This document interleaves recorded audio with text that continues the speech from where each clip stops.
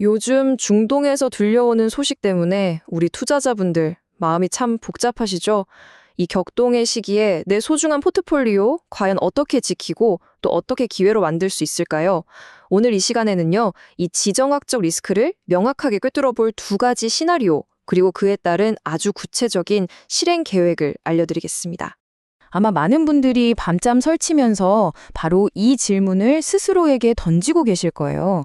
아니, 지구 반대편에서 일어나는 일이 어떻게 내 자산 가치를 이렇게까지 흔들 수 있나? 그 불확실성, 그게 바로 우리가 느끼는 가장 큰 공포 아니겠어요? 하지만요, 이렇게 복잡해 보일수록 핵심은 오히려 단순합니다. 지금 우리 앞에는 딱 두 갈래 길이 놓여 있어요. 하나는 평화로 가는 길, 다른 하나는 전쟁이 더 커지는 길. 그리고 우리가 어느 길로 가느냐에 따라서 사야 할 것과 팔아야 할 게 정말 완전히 달라집니다. 자, 그럼 가장 긍정적인 시나리오부터 한번 살펴볼까요? 평화의 길이 열렸을 때 우리는 뭘 해야 할지 그 플레이북을 지금부터 펼쳐보겠습니다. 시장은 과연 얼마나 뜨겁게 반응할까요? 바로 이 숫자입니다. 무려 12%. 증권가에서는 평화협정 소식이 딱 들려오는 순간 코스피가 단기적으로 최대 12%까지도 솟구칠 수 있다고 보고 있어요. 그동안 공포에 질렸던 시장이 그야말로 안도의 환호성을 지르는 거죠. 아니, 그럼 이 폭발적인 상승 에너지는 대체 어디서 오는 걸까요? 일단 첫째, 우리 시장의 가장 큰 골칫거리였던 지정학적 리스크가 사라지니까 외국인 자금이 쫙 돌아오고요. 둘째, 동시에 하늘 높은 줄 모르고 치솟던 원달러 환율하고 국제유가가 빠르게 안정을 찾게 됩니다. 반면에 전쟁 때문에 잠깐 반짝했던 테마주들은 이제 차익 실현 매물이 나오면서 조정을 받게 되겠죠. 자, 그럼 평화의 랠리가 시작될 때 우리는 뭘 사야 할까요? 바로 이 표가 정답지입니다. 매수 우선순위 리스트죠. 가장 큰 수혜는 뭐니 해도 중동 재건 사업의 주인공이 될 건설, 플랜트 업종이에요.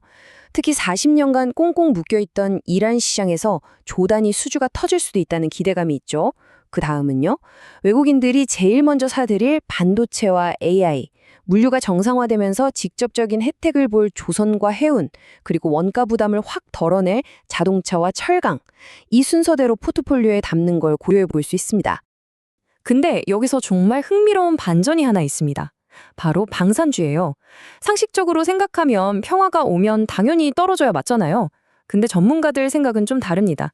단기적으로는 차익 매물 때문에 조정을 받겠지만 이번 전쟁을 겪으면서 중동 국가들이 국방력 키워야겠다 하고 절실히 느꼈다는 거죠.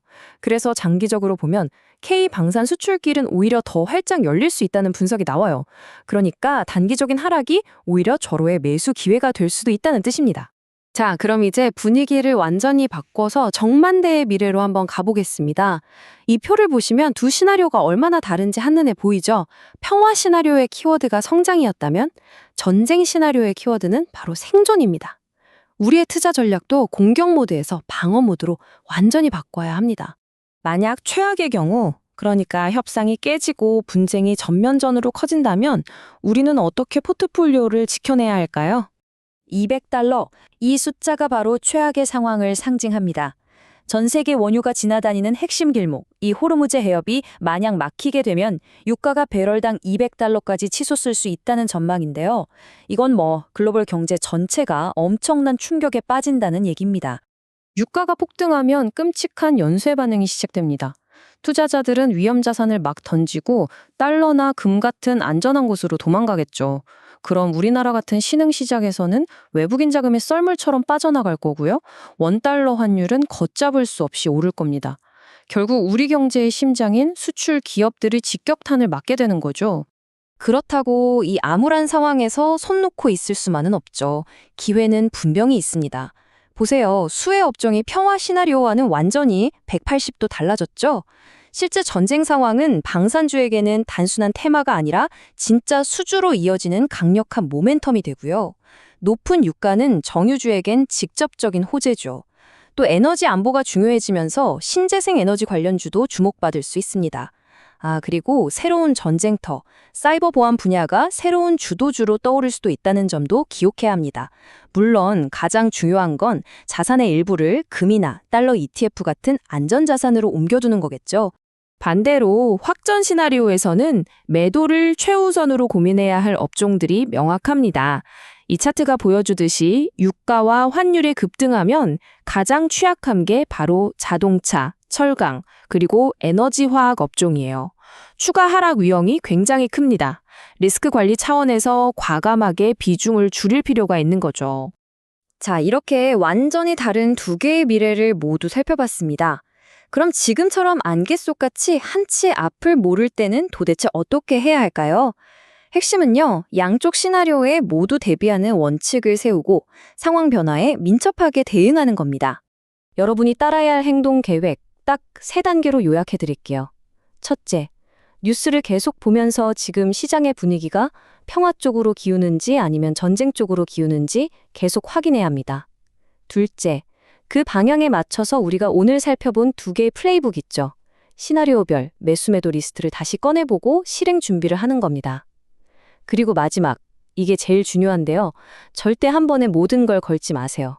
나눠서 접근하고 혹시라도 시나리오가 내 예상과 다르게 흘러갈 때를 대비해서 반드시 기계적인 손절 원칙을 지켜야 합니다. 그리고 이 시장 격언, 뉴스에 팔아라. 이거 정말 꼭 기억하셔야 해요. 시장은 기대를 미리 반영하거든요. 그래서 막상 평화협상이라는 엄청난 호재가 딱 터져도 주가가 이미 그만큼 올라 있다면 오히려 차익실현 매물이 쏟아져 나올 수 있다는 겁니다. 섣불리 따라 들어갔다간 물리기 십상이죠. 그래서 분할 매수와 손절 원칙이 더욱더 중요해지는 겁니다. 결국 투자는 예측하는 게 아니라 대응하는 거라고들 하죠. 오늘 이 내용을 바탕으로 여러분의 포트폴리오를 다시 한번 점검해 보시면 좋겠습니다. 과연 내 포트폴리오는 평화가 찾아왔을 때의 기회를 잡을 준비가 되어 있는지, 그리고 분쟁이 악화됐을 때의 위기를 막아낼 준비가 모두 되어 있는지 말이죠.